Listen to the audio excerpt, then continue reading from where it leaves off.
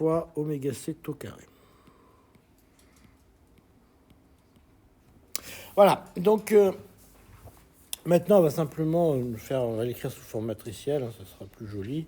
Donc vous avez JX, vous avez 0, puis vous avez ici votre matrice avec N au carré sur M. Tac, tac, tac. Donc vous avez ici tau.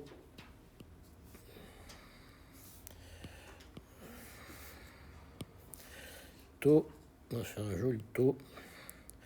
Vous avez aussi ici tau. Alors laquelle est positive? C'est YX, donc ça va être celle-là qui doit être positive. Et puis moins oméga C.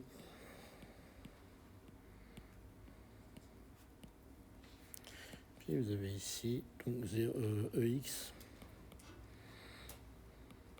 En fait, gaffe, EY est pas nul.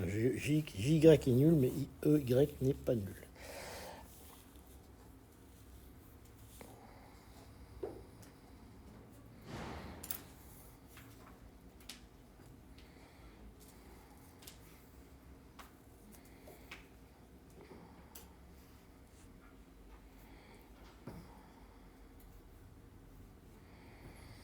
Alors ensuite, bon, on va écrire tout bêtement la chose la plus triviale qui soit. Donc on va d'abord écrire que JY c'est égal à N E carré sur M. Et ensuite, qu'est-ce qui va me rester? Il va me rester simplement oméga C tau carré fois EX plus tau fois EY. Et j'écris que ça, c'est égal à 0. Ouais, c'est bon. Et donc, en fait, on définit ici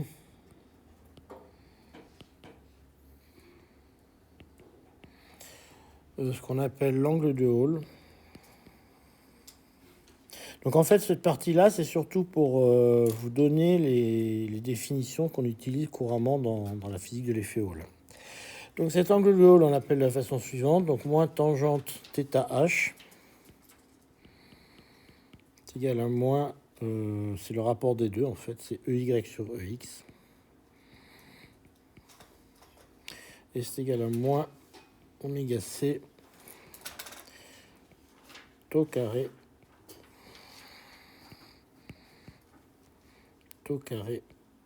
sur tau au carré. Non, sur tau tout bête, pardon, excusez-moi. Voilà, la première chose qu'on définit, c'est l'angle de Hall.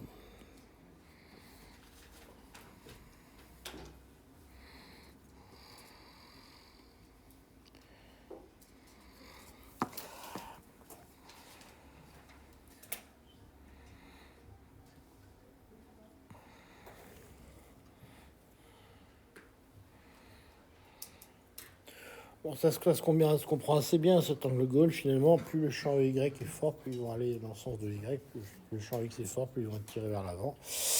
Donc, tout se passe bien. Tout le monde est content.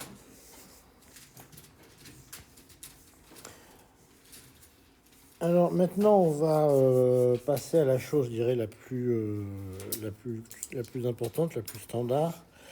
C'est la résistance de Hall.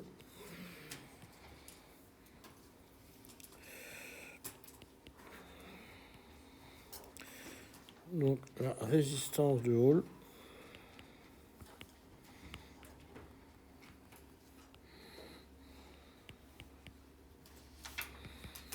elle est définie comme ça. Vous avez EY, excusez-moi.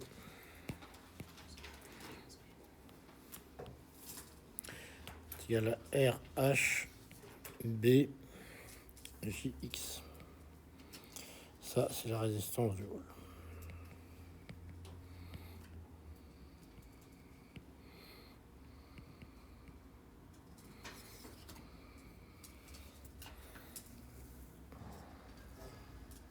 Donc concrètement, pour l'avoir, ce que vous faites, c'est que vous augmentez le courant dans un sens, vous mesurez, ça c'est le courant essentiellement. Donc vous augmentez le courant dans un sens, Vous mesurez la tension perpendiculaire au courant, vous tracez la courbe et puis la pente vous donne la pente.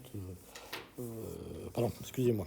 Vous fixez le courant, vous mesurez la tension et vous augmentez le champ et la pente vous donne essentiellement RH ou l'inverse. Vous fixez soit le champ, soit le courant et la pente va vous donner la constante de Hall. D'accord.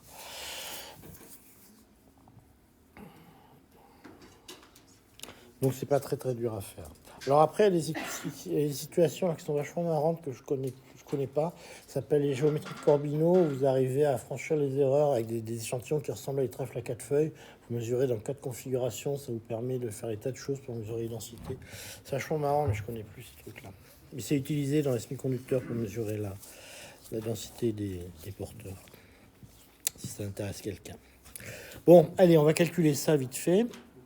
Donc, on repart toujours de la même chose. Donc, on repart de notre JX.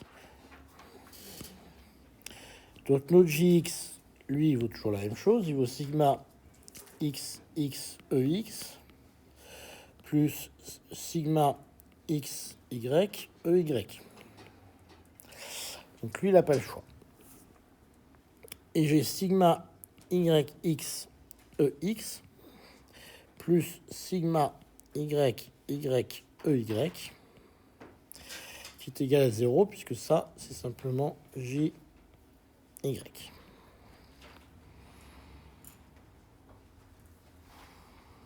Donc ça me donne que EX est égal à moins sigma YY sur sigma XX EY. Donc je remets tout ça là-dedans et j'obtiens que ça me fait sigma XX avec un moins sigma YY. Il y a un truc qui déconne, je me suis planté, c'est sigma YX en bas.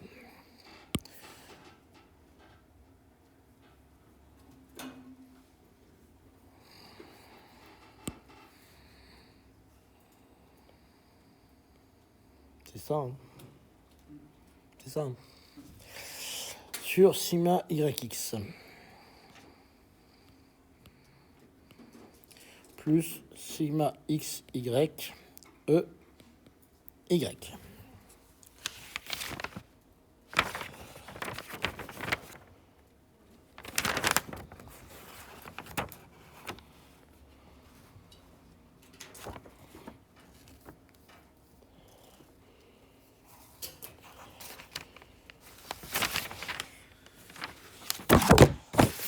Oh, je me manque une page, je suis mal barré.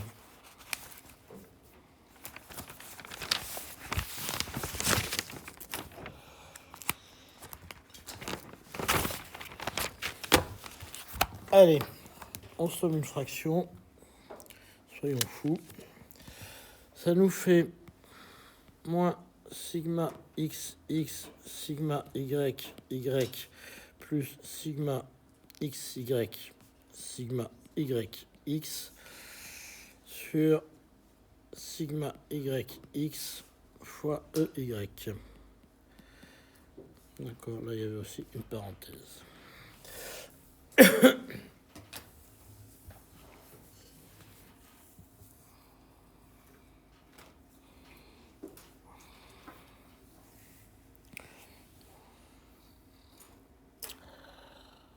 Ce qui vous fait, une fois qu'on a remis tout ça dans l'ordre, je vous laisse 2 secondes.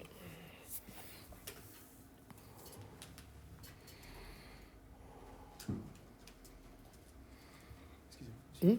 Est-ce que c'est possible d'écrire avec une largeur de trait plus petite? Ah, je peux, si vous voulez, c'est pour ça que j'ai essayé plus gros, ça c'était mieux. Vous dites que c'est mieux plus petit. Bah, je sais pas, mais en fin de compte, c'est que tout ce qui est indice, en fin de compte. Vous voyez pas. Ouais. D'accord. Alors j'essaye plus petit, comme ça. Ouais, je pense que ça sera mieux. D'accord. Je vais essayer plus gros. Je vais essayer si vous voulez mieux, mais si vous êtes plus petit, c'est mieux. Mais c'est plus petit.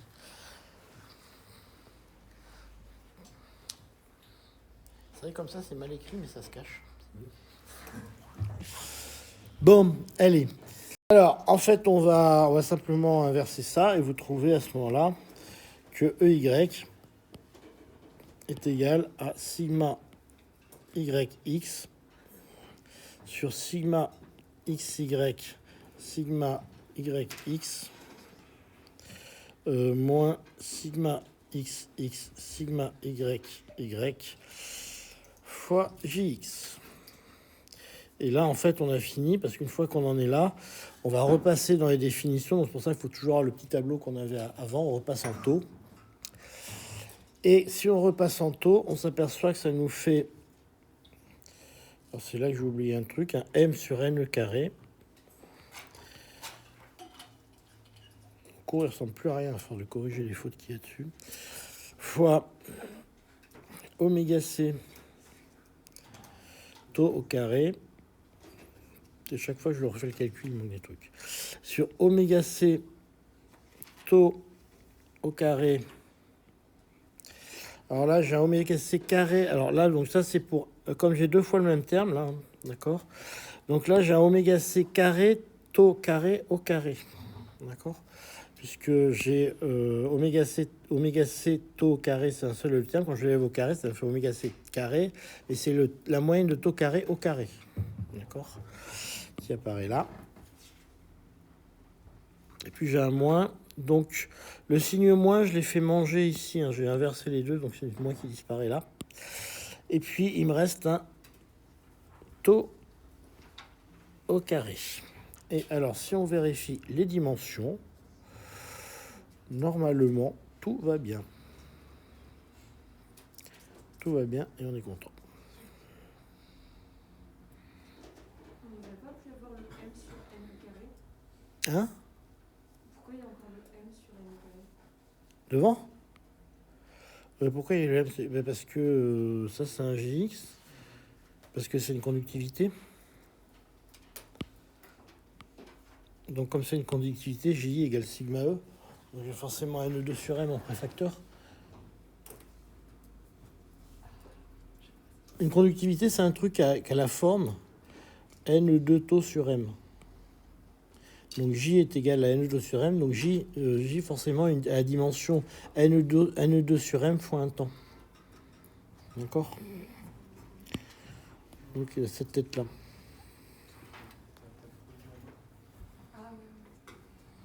Il est là, tout bien. Normalement, au niveau de dimension, ça va bien. Ça va bien. Bon, alors on va factoriser un petit peu des choses pour que ça aille, ça soit mieux. Donc on va faire, ouais, alors on va regarder, déjà on va factoriser le haut, ça sera toujours mieux. Donc ça me fait m sur NE carré, puis on va factoriser ici un oméga c taux au carré. Bon là j'ai rien fait pour l'instant. J'ai 1 ici sur oméga c carré taux carré au carré moins taux au carré jx. Alors qu'est-ce que je peux faire à partir de là qui soit pas trop bête? Je peux factoriser un taux au carré. Ça sera pas trop con de faire ça et je vais mettre un signe moins. Donc je fais comme ça. Je mets un moins m oméga c sur n2 et puis je vais faire ici, je vais factoriser ce machin là. D'accord, un taux carré ici. Et j'obtiens un truc qui ressemble à t carré sur taux au carré. Donc ça a le bon goût d'être sans dimension. D'accord. Il va me rester 1 sur 1 moins oméga c carré fois taux carré au carré sur taux au carré.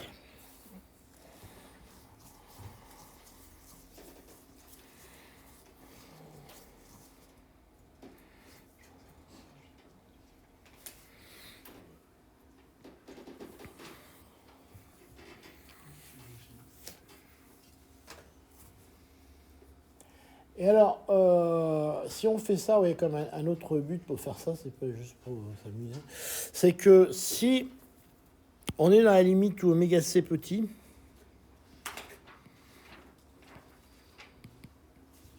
voyez que ce terme-là, c'est un terme du second ordre. D'accord. Donc ce terme-là est négligeable. C'est un terme en oméga c carré, alors que le premier terme est en oméga c. Ok. Donc ce truc-là, finalement, il est de l'ordre de moins m oméga c sur n e carré. J'ai oublié les gx là. Facteur de taux au carré sur taux au carré jx. Ok. Voilà.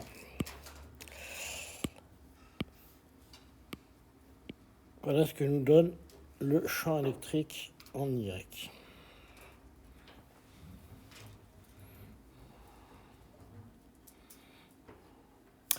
Donc, je peux remettre les choses parce que je vous rappelle que oméga c, ça, c'est EB sur M. Ok. Donc, vous voyez que les M vont s'en aller et que il va y avoir un E qui va s'en aller. D'accord. Donc, c'est moins B sur moins B sur N. Sur NE, pardon. C'est ça ou c'est pas ça? Oui, c'est ça.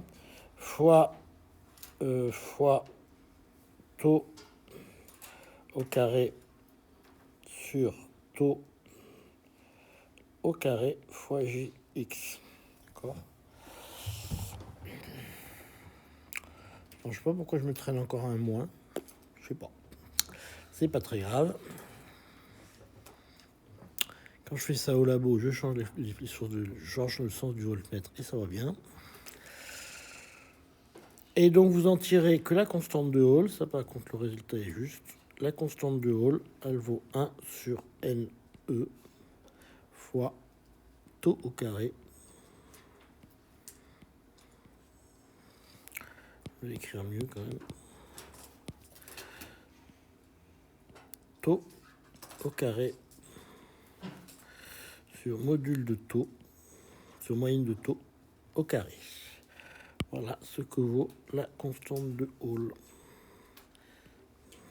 dans la limite champ faible.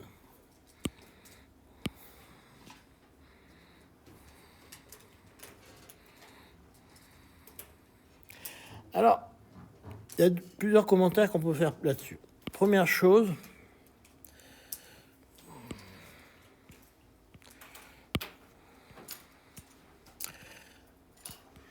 RH permet de trouver le signe des porteurs.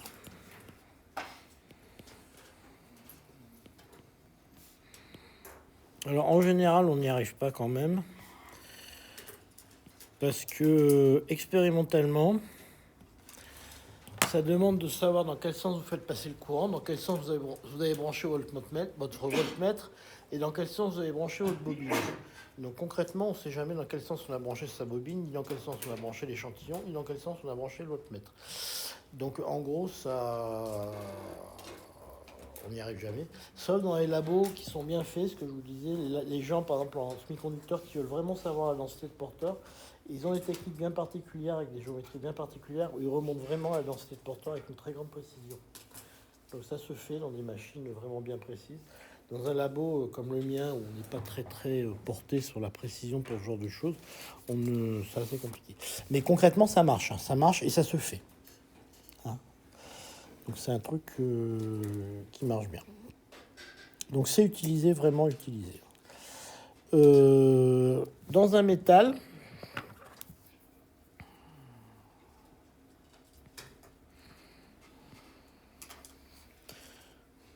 Dans un métal,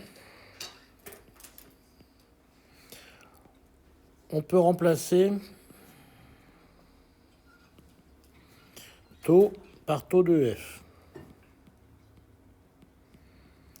Ça, c'est pas trop faux. Et à ce moment-là, vous voyez que l'énergie caractéristique qui gouverne l'effet Hall, c'est simplement l'énergie de relaxation au niveau de Fermi. Alors, ce qui est étonnant, c'est que là, par contre, vous voyez que RH, fondamentalement,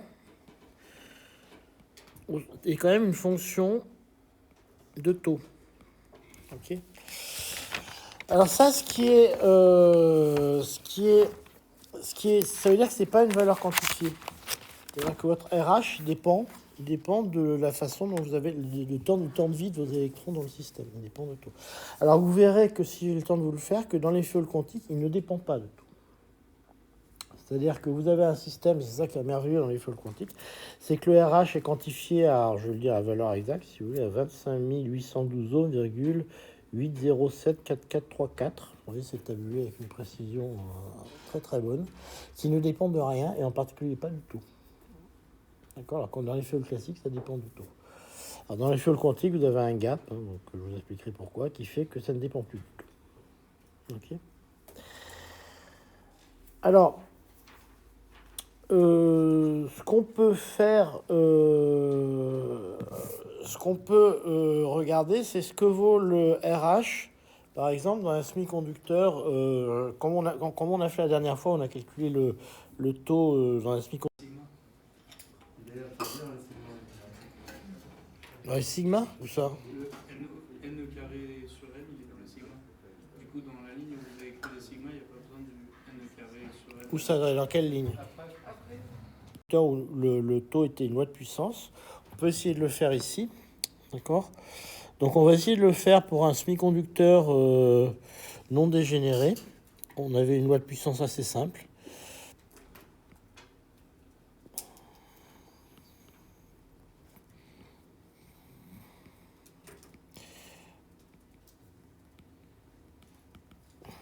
Donc on avait une loi de puissance qui était en taux, qui est égale à A. Puis on a mis une loi de puissance en S, ici. Et donc on avait un grand N qui était en epsilon puissance 3 demi. Ça c'était l'intégrale d'un d'état par énergie. Alors, on va calculer le grand taux d'abord. Pardon, la moyenne de taux, le taux moyen. Donc on reprend la définition qu'on avait. Hein. Le taux moyen, c'est grand A, l'intégrale de epsilon puissance S, epsilon puissance 3 demi, exponentielle de moins bêta epsilon d epsilon. Puis au dénominateur, vous aviez un grand A, puis une intégrale de exponentielle puissance 3 demi, exponentielle de moins bêta epsilon d epsilon.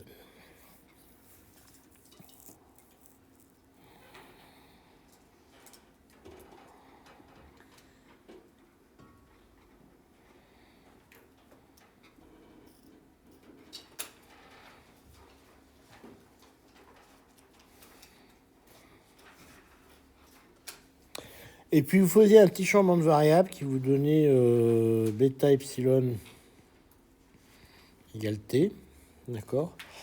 Et ça vous amenait à écrire que taux t égale au numérateur, vous aviez un a toujours, vous aviez une intégrale de epsilon puissance donc moins t, pardon, puissance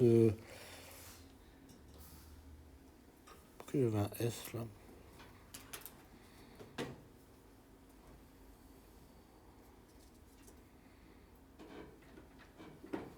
Non, c'est ça. Puissance. Non, j'ai sorti le bêta, c'est pour ça qu'il y avait un truc bizarre là. Donc j'avais un A exponentiel.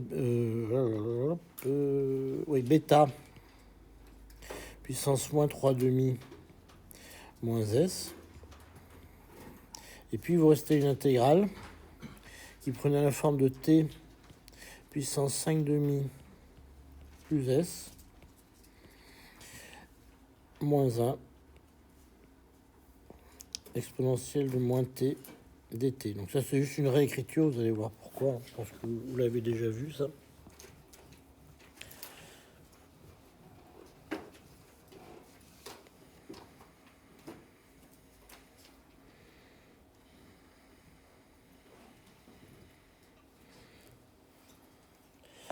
Et puis au dénominateur vous avez A bêta puissance moins 3 demi. Vous aviez ici une intégrale de l'exponentielle de 5 demi moins 1, exponentielle de moins t dt.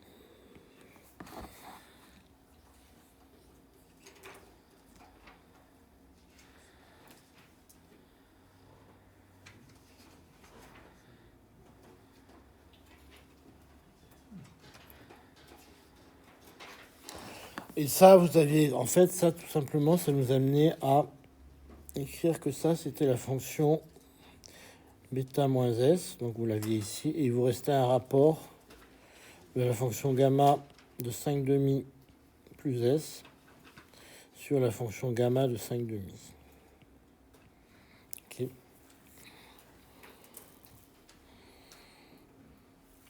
Donc ça, c'était pour le numérateur. Donc ça, c'est ce qu'on cherchait, puisqu'en haut, on a un rapport de la moyenne de taux carré sur moyenne de taux au carré.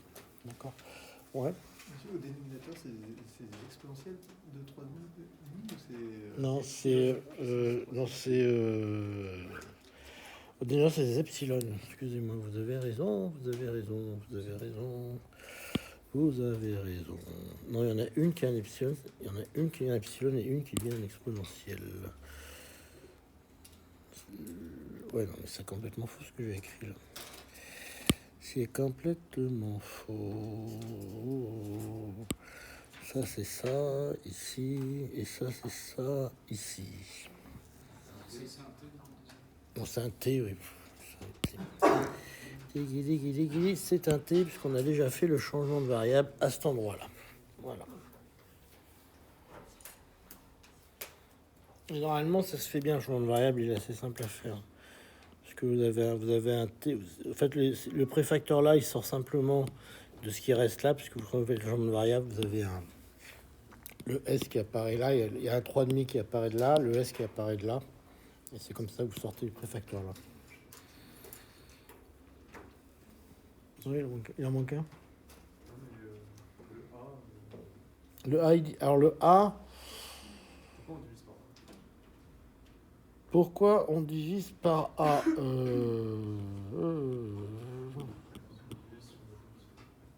Alors attendez, pourquoi on divise? Oui, on ne divise pas par A, vous avez raison. On ne divise pas par A, vous avez raison.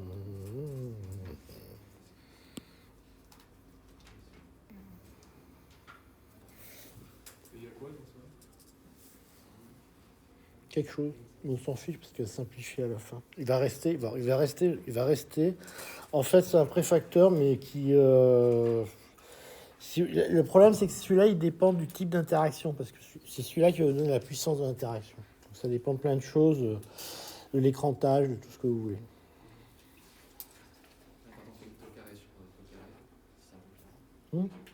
Non, est-ce qu'il va se simplifier complètement? Non, c'est pas évident, ça. Non, il va simplifier, en fait. Mais non, parce que quand vous faites la moyenne de taux au carré, vous avez le A carré qui apparaît. Par contre, quand vous faites la moyenne de taux carré, vous le réinjectez dans la fonction gamma, et le A ne sera pas au carré. Parce que le A ne sera pas au carré, parce que vous allez le mettre, là, le A, vous allez avoir A, et pour faire la moyenne de taux carré, vous avez intégré le carré, il sera dans l'intégrale. Oui, mais vous aurez oui, mais là, quand vous faites taux carré, vous avez un A carré qui apparaît là. D'accord? Quand vous allez faire la moyenne de T carré, vous avez un A devant. Un seul A. Non. Non. Vous allez voir. Ah si, d'ailleurs. Bon, ça, c'est le premier terme. Le deuxième terme, on a la moyenne de taux carré. Ah si, non, vous avez raison, excusez-moi, c'est moi qui dis une bêtise.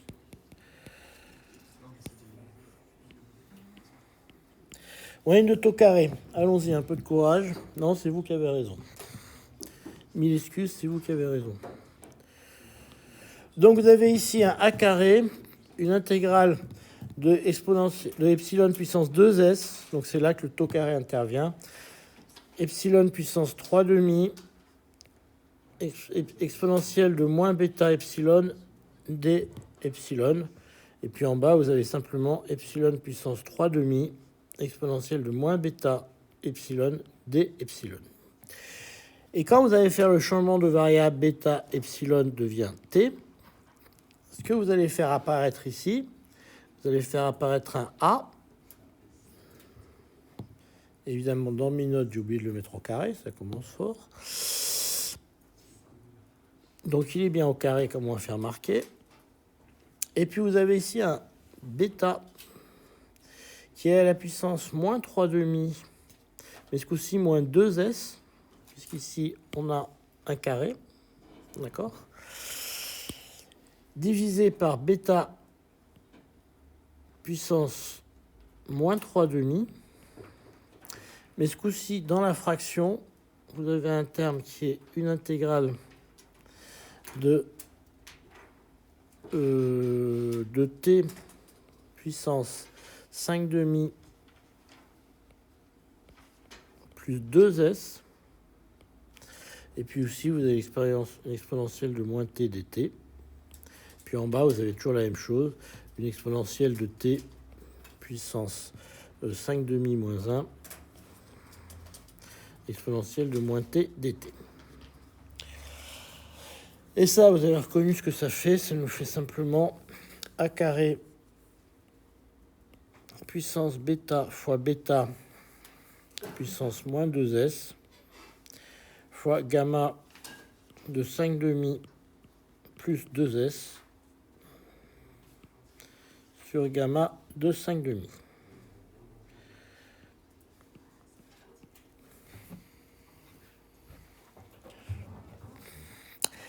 Et alors, quand on fait le rapport des deux, la maison reculante n'a aucun sacrifice, on va aller jusqu'au bout. Et donc finalement, quand je fais le rapport RH qui est égal à 1 sur NE taux au carré sur taux au carré, j'obtiens alors les A se simplifient, j'obtiens un bêta puissance moins 2s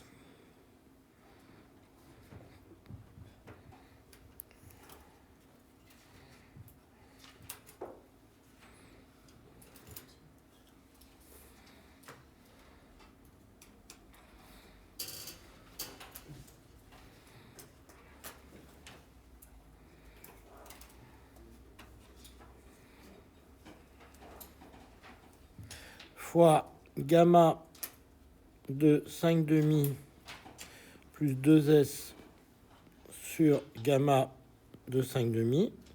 Donc ça, c'est pour le terme que j'ai là. Alors, est-ce que je la mets dans le bon ordre d'ailleurs? Ouais, ça c'est bon, ça c'est le premier terme. Fois ici, alors j'ai 1 sur bêta puissance moins s. Ça c'est le premier terme. Et j'ai un gamma de 5,5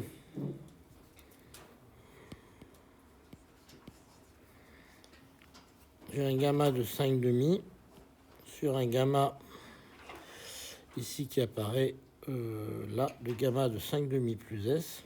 Alors attendez, je ne vous plante pas. C'est ça, gamma de 5,5 plus s. Le tout au carré.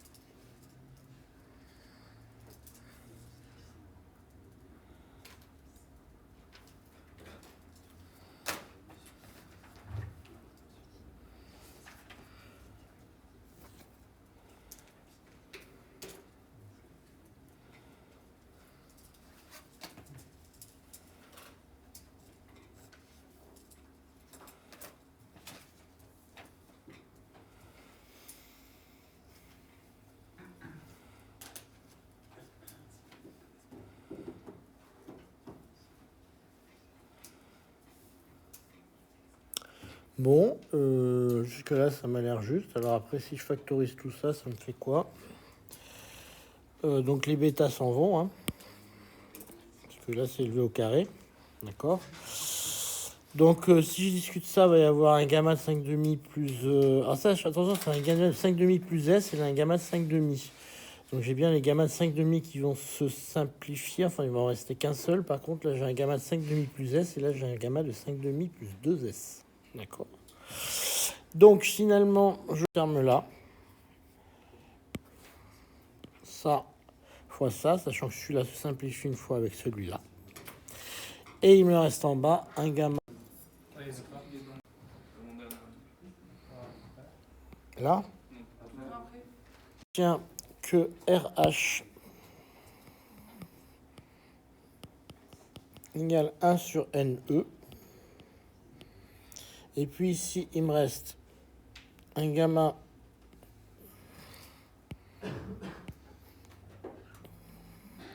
de 5,5 plus 2S fois un gamma de 5,5. D'accord, ça c'est 2 5,5 plus S.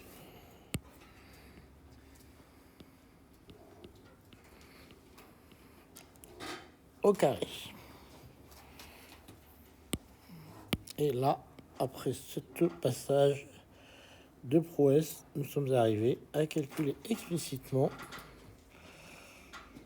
la dépendance. Et ce qu'on voit quand même qui est assez marrant, c'est que RH dépend explicitement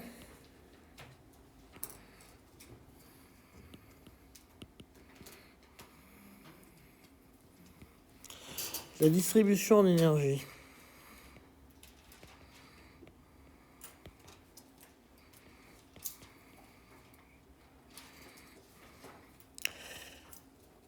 Alors ça, c'est un truc que je trouve assez intéressant, c'est-à-dire que finalement, ça dépend comment, si vous voulez, comment le temps de réaction va dépendre de la bande d'énergie. Si c'est très raide, ça va pas faire la même chose que si c'est un potentiel qui est extrêmement doux. Et vous le retrouvez même dans les féoles.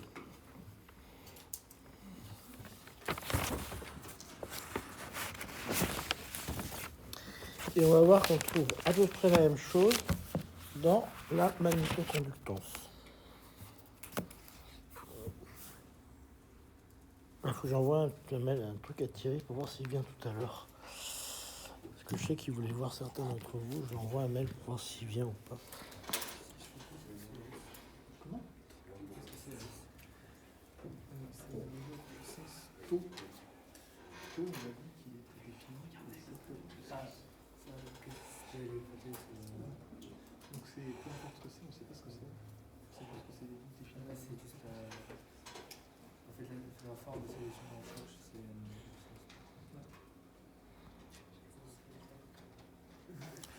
Et comment tu vois en distribution? Ben, c'est dans le S. Est-ce que. La distribution d'énergie, c'est A et epsilon puissance S. Ah oui, C'est ça, c'est la loi de puissance. Dans un liquide de Fermi, c'est un 2 le S. Près du niveau de Fermi, c'est ce que vous verrez. Je vais là, près du niveau de Fermi, le temps de vie, c'est epsilon au carré. D'accord. Alors, nous allons passer maintenant à la magnétorésistance. Alors ça, c'est intéressant parce que nous allons voir, est-ce qu'il y a une magnétorésistance classique? Alors, quantique, il y en a une, ça c'est clair. On va voir s'il y a une magnétorésistance classique.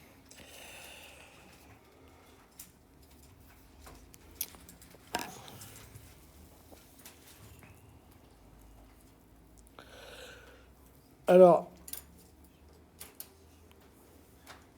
intuitivement, on pense qu'il y en a une, parce qu'en fait, si un électron l'oblige à faire comme ça, on voit bien que le moment vers l'avant va être diminué. Et puis effectivement, à l'extrême limite, si on l'oblige à faire comme ça, il ne va plus vers l'avant du tout. Donc évidemment, on pense bien qu'il va y avoir une magnétorésistance. Bon, donc en fait, l'idée maintenant, c'est d'essayer est-ce qu'on peut calculer cette magnétorésistance en fonction des temps de relaxation. D'accord ? Donc ce que vous voyez, c'est que l'idée qu'on avait maintenant, donc le cours est divisé en 3 parties. D'abord d'établir l'équation de Boltzmann. Ensuite, en fonction des temps de relaxation, si on suppose qu'on connaît le temps de relaxation, de regarder les quantités qu'on peut en tirer, donc la magnétorésistance, l'effet Hall, puis la conductivité. Donc ça, on l'a fait. Et puis maintenant, à partir de la semaine prochaine, on fera un calcul explicite des temps de relaxation. Donc ça, c'est plus compliqué, hein. C'est encore plus calculatoire, c'est pas forcément une partie de plaisir dans tous les cas. Mais on verra que dans les cas simples, on peut l'obtenir. Okay, puis après, on fera une ouverture sur des choses un peu plus intuitives et moins calculatoires. Bon, donc ce que je vous disais que c'était intuitivement plus simple, c'est-à-dire que finalement, là, j'ai toujours mon échantillon. Et l'idée, c'est que si évidemment je dévie mes électrons comme ça, bah, on se doute bien qu'à un moment, je vais quand même finir par réduire le mouvement vers l'avant, donc je vais avoir de la magnétorésistance. Bon, alors, premièrement, je vais regarder le problème en champ faible. Donc on va commencer par les choses simples. C'est toujours plus facile.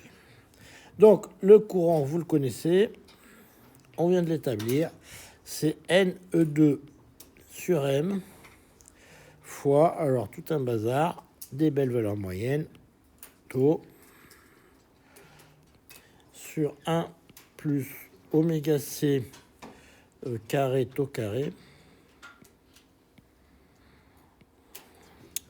EX moins, il me dit quoi, moins oméga C taux au carré sur 1 plus oméga C carré taux carré OY. Voilà ce que je trouve assez amusant dans tout ce machin, c'est qu'on s'aperçoit quand on regarde le détail de comment ça dépend des temps de relaxation, on s'aperçoit que souvent ça vient du fait qu'il y a une distribution des temps de relaxation. C'est-à-dire si vous mettez valeur moyenne de taux est égale à taux partout, vous trouvez des fois 0. C'est-à-dire qu'en fait, il faut avoir une distribution des temps de relaxation non triviale pour trouver les effets. Ça, je trouve que c'est un phénomène qui est assez joli quand même. Et puis vous avez toujours, alors on reprend la même chose, hein, c'est JY qui est égal à sigma YX EX plus sigma YY EY qui est égal à 0. Et donc vous avez que EY est égal à moins sigma YX sur sigma YY de EX. Et on se retrouve toujours avec la même chose. Donc je le réécris encore une fois hein, pour l'avoir sous la main pour la suite. JX égale NE carré sur M.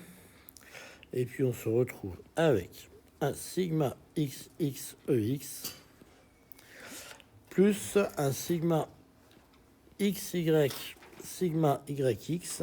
Non, je leur j'ai mis un signe plus, donc j'ai 2 fois sigma XY, pardon, sur sigma YY EY. Voilà, ça c'est strictement la même chose qu'avant. Donc vous remontez 2 pages, vous avez la même chose. Bien. Alors,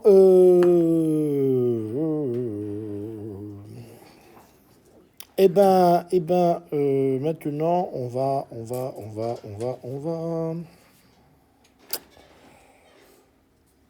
Bon, on va transformer ça en taux déjà, hein, ça sera toujours ça de fait. Hop, je reviens.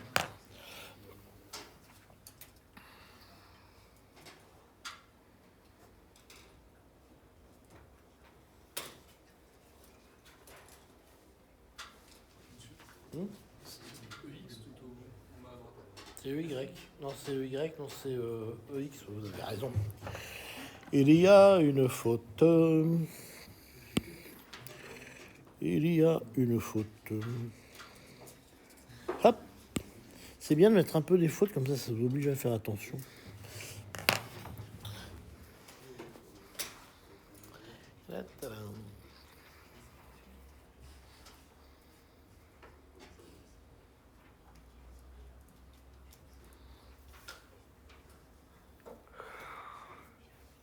Ah putain, je mets plus de masque moi. Vous êtes trop près, vous.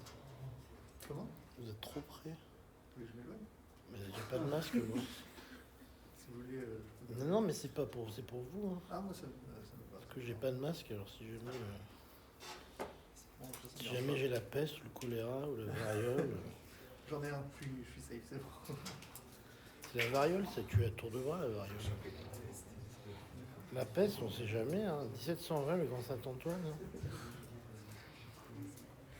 Une petite épidémie de peste à Paris en 1900, je sais pas combien, un petit retour de peste. Ah ouais? C'est le rat qui a eu la peste. Les gens, ils pensent que la peste s'est éteinte parce que le rat a changé de variété. En fait, la peste, ça passait par la puce qui allait sur le rat. Et les gens pensent qu'en fait, il y a eu un changement d'espèce de rat et que la puce n'était pas habituée aux nouvelles espèces de rat. C'est ça qui a mis la fin à la peste. Ah, donc c'est bon, c'est éradiqué alors. Bah, c'est éradiqué, on sait jamais. Parce que la peste, c'est 50% de mortalité. Hein. C'est la moitié de la ville de Grenoble qui s'y passait. Hein. Ça rigolait pas, le temps de la peste. Mais ça a eu des conséquences sociales vachement bien, la peste. Hein. Parce qu'après la grande peste du Moyen-Âge, il y a eu une augmentation des salaires énorme. Ah oui? Ah bah les gens ne trouvaient plus d'ouvriers. Hein. C'était une misère. Alors, il y a des correspondances de nobles qui disaient, pauvre monsieur, on ne trouve plus un seul meunier, on ne trouve plus un seul laboureur, c'est une misère. Donc ceux qui n'étaient pas morts, c'est radical. C'est radical, mais c'est du bon. Ouais. Et non. Non, parce que j'ai changé le signe à un endroit. Parce que le moins là-haut, j'ai mis un plus. J'ai mis un plus, le moins est devenu un plus, donc là, non. Non, mais des fois, j'ai bon quand même.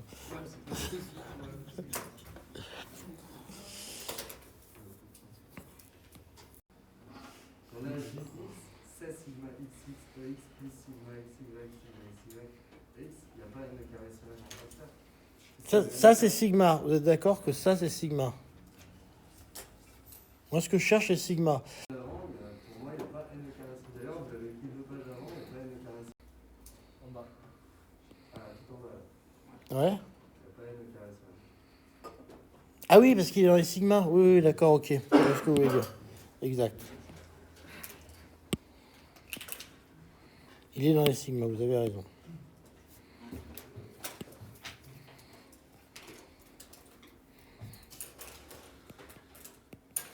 Mais bon, après, c'est intermède pesteux. Mais vous devriez, Alice s'appelle Pars vite et revient tard, c'est un policier de Fred Vargas. Et qui est vachement bien, parce que Fred Vargas, en fait, elle était au CNRS avant, c'était une anthropologue du CNRS. Et c'est une spécialiste de la peste au Moyen-Âge, donc elle fait des trucs vachement bien. Ça a l'air intéressant ce que vous dites, mais on n'entend vraiment rien. Ah oui, non, excusez-moi, donc je recommence mon calcul. Non, Depuis un quart d'heure, on n'a pas entendu grand-chose. ouais, non, mais je recommence. Je recommence la suite de mon cours. Donc, on en était à JX.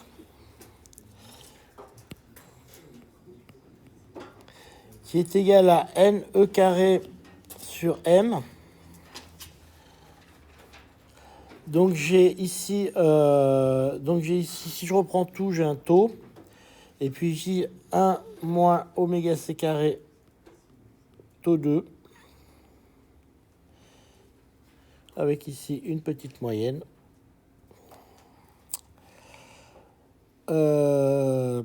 Non, ça j'ai déjà fait un développement là, donc il faut que je revienne en arrière parce que ça, il faut que je reprenne avant le développement. On va reprendre avant le développement. Donc c'est taux sur 1 plus oméga c carré taux 2. Il va passer dessus juste après. Plus oméga c carré taux au carré. Je me souviens même pas au carré, c'est pour vous dire. Il m'a décontenancé lui derrière. Sur 1 plus oméga c carré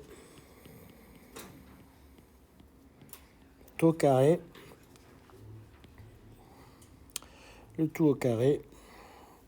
Facteur de 1 plus oméga c carré taux carré sur taux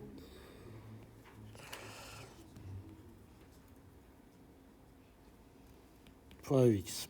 Donc pour obtenir ça, en fait, j'ai juste repris les définitions sigma EX, sigma XY, ouais. Pourquoi vous avez encore le n carré sur m depuis tout à l'heure? Normalement, dans sigma, la conductivité, c'est n carré sur m Fois taux.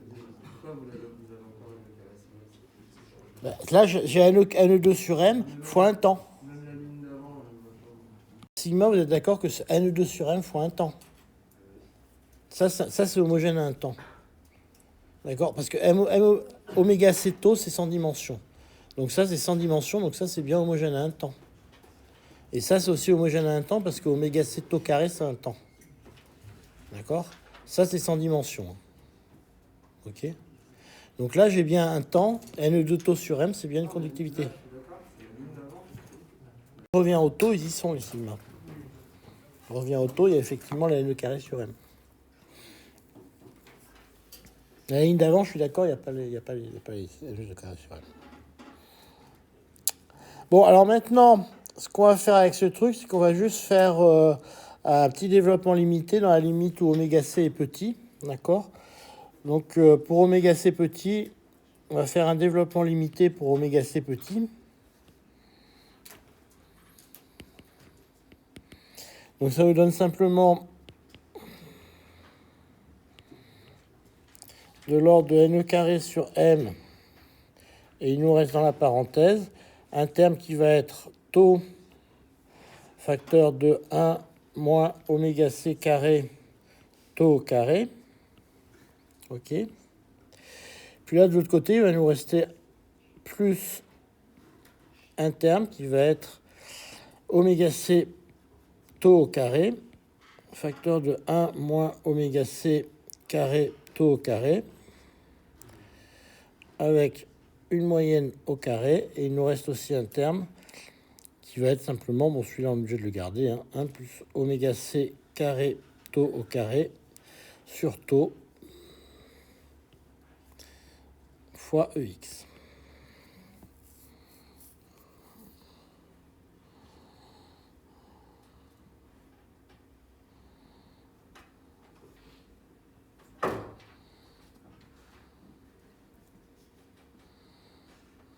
Bon, alors quand on va regarder un petit peu ça, en fait, il y a des termes qu'on va regarder. On va garder que les termes qui vont être au second ordre à oméga C. On va garder que les termes quadratiques en champ magnétique. Ok. Donc, si on regarde que les termes quadratiques en champ magnétique, on a ce terme-là. D'accord. Celui-là, il est quadratique. Celui-là, il est aussi en B carré. Si on regarde ici, en fait, on va en avoir... on va pas en avoir... On n'a que celui-là qui est en B carré. D'accord? Tous les autres sont sur des ordres supérieurs à B carré. Okay. Donc en fait, on va tout éliminer et on va garder que le premier terme. Okay. Donc ça nous donne finalement qu'il nous reste, pour JX, il nous reste NE carré sur M. Et si on regarde ces termes-là, on obtient simplement taux moins oméga C carré taux au carré. Puis, il faut attention, ça passe un taux cube parce qu'il y a une multiplication avec taux. Et il nous reste, sur le troisième terme, seulement oméga C carré fois un taux au carré qui est élevé au carré, parce que j'ai un carré à cet endroit-là, divisé par taux, qui est le dénominateur fois EX. Donc ça, c'est la conductivité, la magnétorésistance au second ordre en B carré.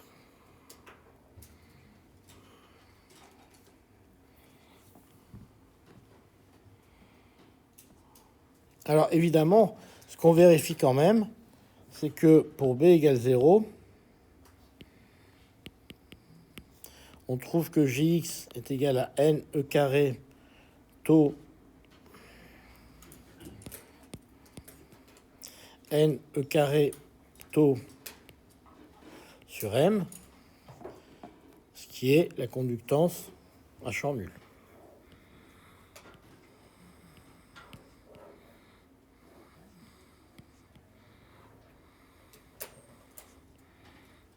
D'accord, donc ça c'est normal, on retrouve bien la conductance à champ nul quand on fait oméga égale 0 là-dedans. Ok. À champ nul, tous les autres termes sont bons.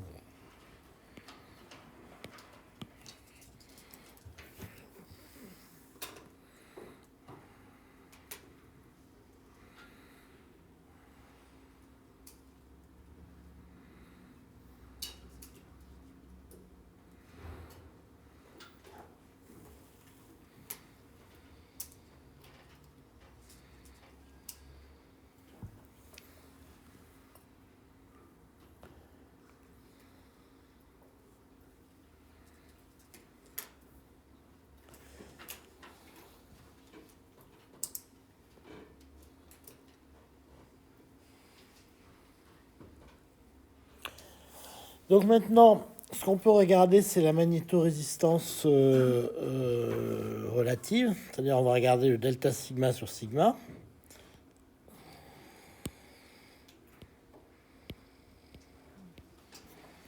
Donc, je vous rappelle que le sigma, il est en 1 sur tau, hein, d'accord? Donc, c'est quelque chose qui est en 1 sur tau. Et le delta sigma, c'est simplement tau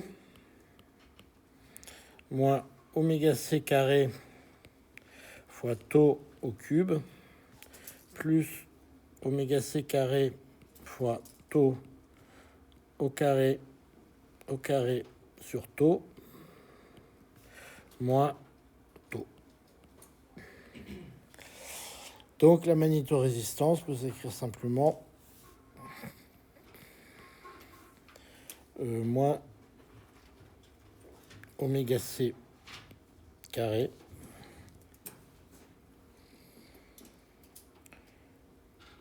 fois tau puissance 3 plus tau au carré sur tau, le tout sur tau.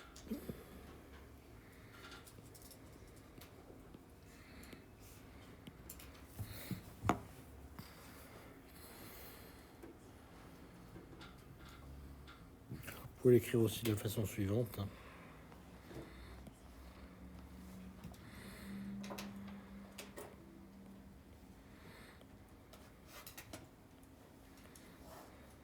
Je vais l'écrire en dessous, ce sera mieux.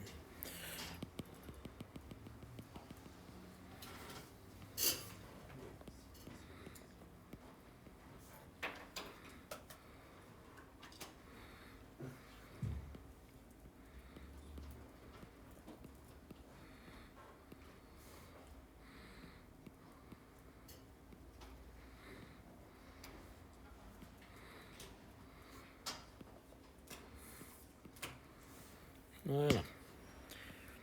La magnétorésistance classique d'un gaz d'électrons sous champ magnétique. Non, quoi?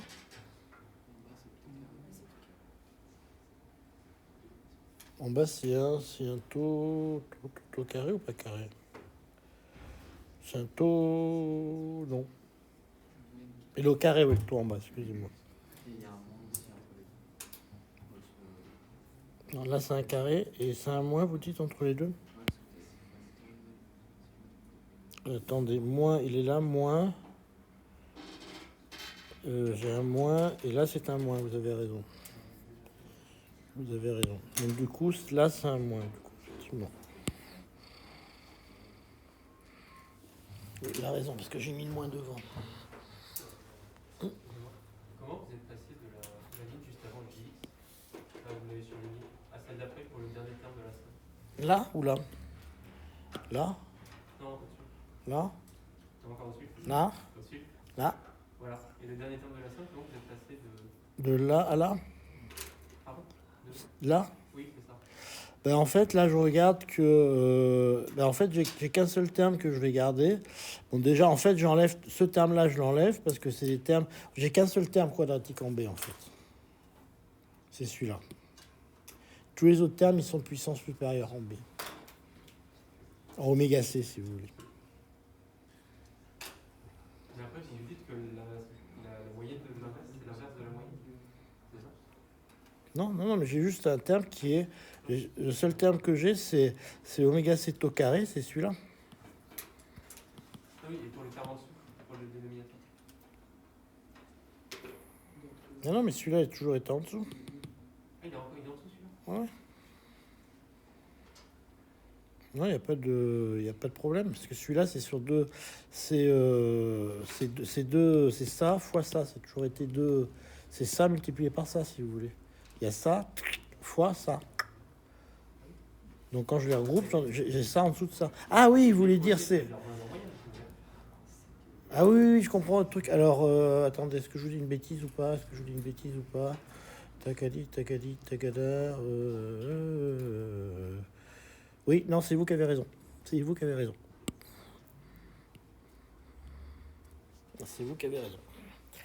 Bah, d'ailleurs, vous le voyez parce que je l'ai remis bien. La ligne d'après, je l'ai remis correctement. D'ailleurs. Ça vous plaît mieux comme ça? Non, c'est pas là que ça va pas. Excusez-moi, je vous dis. Non, là, c'était bon. Ah, c'est la ligne en dessous, justement, dans le truc final, il faut une fois valeur moyenne de 1 sur 2. Non, parce que là, vous avez deux fractions. Là, vous avez ça, moyenne de ça, fois moyenne de ça. Donc, quand vous le groupez, ça fait moyenne de ça sur moyenne de ça. Comment vous négligez le oméga C carré? Parce que là, vous avez dit que vous gardez le oméga C carré. Est-ce que vous pas... Parce qu'il y a un carré, en fait, gaffe. Ah, non, c'est de en bas. Là? Ouais, là. Parce qu'il est multiplié au oméga C carré de l'autre. Ah oui, non, parce que vous avez des termes plus grands, mais c'est quand même oméga C Le carré. terme de gauche, il y a déjà un oméga C carré. Du coup, si tu multiplies le oméga C carré du terme en dessous, en plus, ça va faire un oméga C puissance 4. Ouais, le seul terme qui garde, c'est celui-là. Ah, Non, votre question, non, regardez, vous avez un terme. Enfin, si je comprends bien votre question, vous avez un terme qui est égal à ça fois moyenne de 1 sur B. Donc ça fait moyenne de A sur moyenne de B. C'est ça votre question? Oui, c'est ça. Eh ben, c'est exactement ce qu'on fait là. Là, j'ai ça C'est pas ça. fois ça. Mais c'est pas vrai, ça. La moyenne de 1 sur B égale 1 sur la moyenne de B, c'est pas vrai. Mais j'ai écrit la même chose là.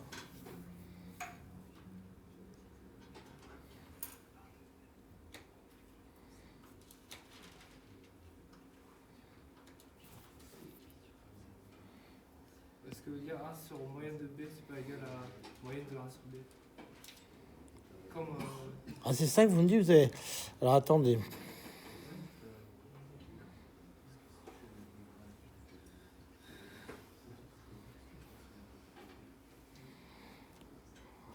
Attendez, alors, elle est où votre angoisse? Vous dites que ça, c'est pas vrai.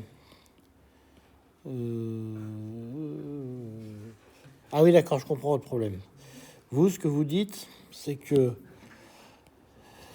vous me dites que moyenne de 1 sur B n'est pas égale à 1 sur moyenne de B. Ce qui est vrai. A priori, vous avez raison.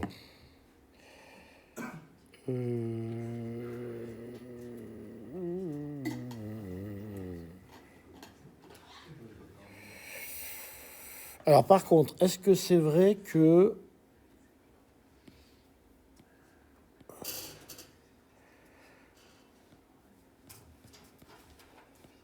Oui, mais là, ce qu'on a, c'est moyenne de A fois moyenne de 1 sur B.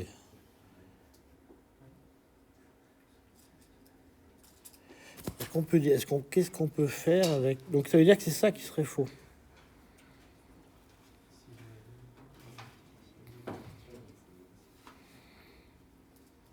Donc, on verra ça après parce qu'on va pas passer 2 heures là-dessus. Il y a un truc tout à l'heure, on verra ça ensemble. Non, parce que je pense... Non, le résultat est juste, ça c'est sûr. Mais... parce que là, il y a ça c'est juste... parce que ce problème revient plus tard, mais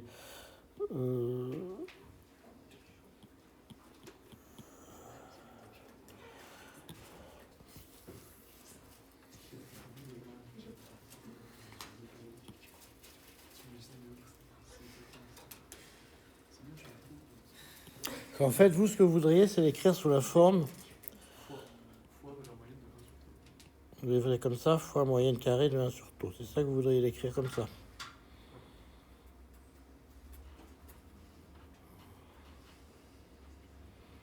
Est-ce que ça changerait quelque chose à la fin?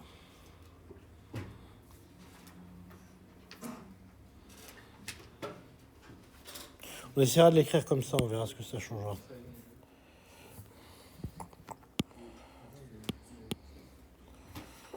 En fait, dans notre équation, là, c'est 1 sur sigma y, y. Du coup, c'est bien 1 sur la moyenne de quelque chose. Ouais.